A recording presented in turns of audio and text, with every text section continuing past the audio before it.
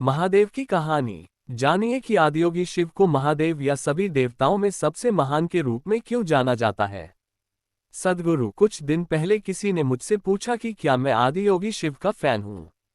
Fan club तब शुरू होता है जब लोगों की भावनाएं किसी के साथ उलझ जाती हैं। मैं निश्चित रूप से उनका फैन नहीं हूं। फिर वह क्या है? असली चीज कुछ और है, लेकिन फिलहाल मैं आपको तर्क के माध्यम से आपको समझाता हूं। आखिरकार किसी भी पीढ़ी में किसी इंसान की कद्र उस योगदान के लिए की जाती है जो उसने उस पीढ़ी या आने वाली पीढ़ियों के लिए किया है। इस धरती पर कई शानदार लोग आए हैं जिन्होंने कई मायनों में दूसरे लोगों के जीवन में योगदान दिया है। कोई प्यार की लहर लेकर आया, किसी ने ध्यान की लहर चलाई, कोई और आर्थिक खुशहाली की लहर लेकर आया जो उस समय की जरूरत के मुताबिक था। जैसे महात्मा गांधी के प्रति पूरे सम्मान के साथ यह कहा जा सकता है, यह उनको नीचा दिखाने के लिए नहीं है। आज़ादी के पहले का समय होने के कारण उनके तरीकों, उनकी तरकीबों और उनके काम करने के अंदाज ने उन्हें एक खास ऊंचाई तक पहुंचाया। वह सही शख्स थे और उन्होंने उस समय के हिसाब से अद्भुत चीजें की, लेकिन वह हमेशा प्रासंगिक नहीं होंगे।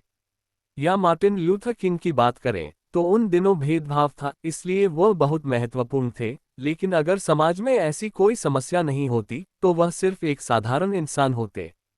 अगर आप इतिहास में वापस जाएं तो बहुत से महापुरुष रहे हैं, लेकिन वे काफी हद तक समय की उथल-पुथल, समय की जरूरत या उस समय एक तरह का भ्रष्टाचार फैला होने के कारण महत्वपूर्ण थे। अगर आप गौतम बुद्ध को देखें, समाज उस समय कर्मकांडों में इतना लिपटा हुआ था कि जब उन्होंने बिना किसी कर्मकांड के एक आध्यात्मिक प्रक्रिया शुरू की तो वह तत्काल लोकप्रिय हो गया। अगर इस समाज में बहुत कर्मकांड नहीं होते तो उसमें कोई नयापन नहीं होता और वह इतना महत्वपूर्ण नहीं होता।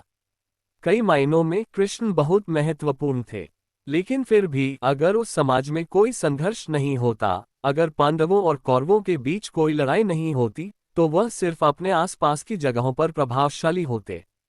उनका कद इतना बड़ा नहीं होता। या अगर राम की पत्नी का हरण नहीं किया जाता तो वह भी किसी दूसरे राजा की तरह होते, शायद एक बहुत अच्छे राजा की तरह याद किए जाते या कुछ समय बाद लोग उन्हें भूल जाते। अगर सारा युद्ध न होता और लंका न जलती तो उनका जीवन बहुत महत्वपूर्ण नहीं होता। विशेषज्ञता में चले जाएंगे कि मेडिकल चेकअप की जरूरत होने पर आपको 150 डॉक्टरों की जरूरत होगी। फिर आप जाना नहीं चाहेंगे, क्योंकि जब तक आप 150 अपॉइंटमेंट लेंगे, उन्हें निपटाएंगे और 150 राय को समझेंगे, तब तक उसकी जरूरत नहीं रहेगी। फिर कोई इन सब को साथ मिलाते हुए एक फैमिली फिजिशियन बनाने की बात करेगा। पतंजलि ने यही किया। कहा जाता है कि उस समय योग की 1800 से ज्यादा शाखाएं थीं। अगर आपको पूरी प्रक्रिया से गुजरना होता तो आपको 1800 स्कूलों में सीखना पड़ता और 1800 अलग अलग योग करने पड़ते। वह अव्यवहारिक और हास्यास्पद हो गया था। इसलिए पतंजलि आए और उन्होंने उन सब को 200 सूत्रों में डालते हुए योग के सिर्फ 8 अंगों का अभ्यास करने के लिए कहा। अगर ऐसी स्थिति नहीं होती तो पतंजलि का कोई महत्व नहीं होता। आदियोगी या शिव के साथ यह स्थिति नहीं है, क्योंकि चाहे कोई भी स्थिति हो, वह हमेशा महत्वपूर्ण होते हैं।